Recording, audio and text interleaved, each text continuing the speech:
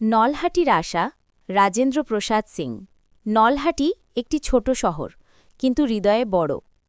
এই শহরে এখন এক জনদরদি নেতা আছেন, যিনি শুধু রাজনৈতিক নেতা নন, বরং মানুষের বন্ধু, আশার আলো এবং ভরসার নাম। তিনি হলেন আমাদের সবার প্রিয় রাজেন্দ্র প্রসাদ সিং। রাজেন্দ্র প্রসাদ সিং শুধুমাত্র নলহাটির নয়, পুরো বিধানসভার মানুষের আবেগ।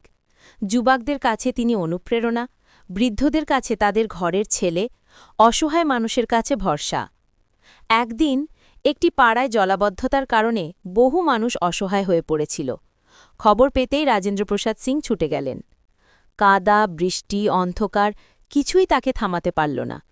নিজে হাতে পথ পরিষ্কার করলেন, মানুষকে নিরাপদ আশ্রয় পৌঁছে দিলেন এবং ত্রাণ পৌঁছে দেওয়ার ব্যবস্থা করলেন। একটি ছোট ছেলে তার কষ্টের কথা বলল, দাদা, আমাদের ঘরে খাবার নেই। রাজেন্দ্র প্রসাদ সিং বললেন, ভয় পেও না, আমি আছি।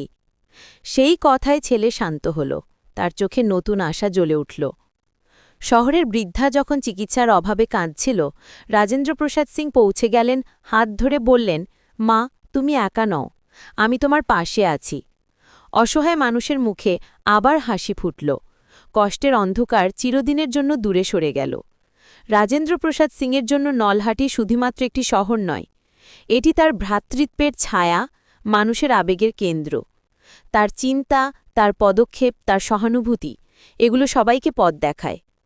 নলহাটিবাসী ধন্য, বিধানসভাবাসী ধন্য যে তাদের আছে এমন একজন নেতা, যিনি বিপদের ঢাল, আশার আলো এবং মানুষের সত্যিকারের বন্ধু। রাজেন্দ্র প্রসাদ সিং। ধীরে ধীরে উনি শুধু নেতা নন, নলহাটির মানুষের কাছে হয়ে উঠেছেন একটা আবেগ।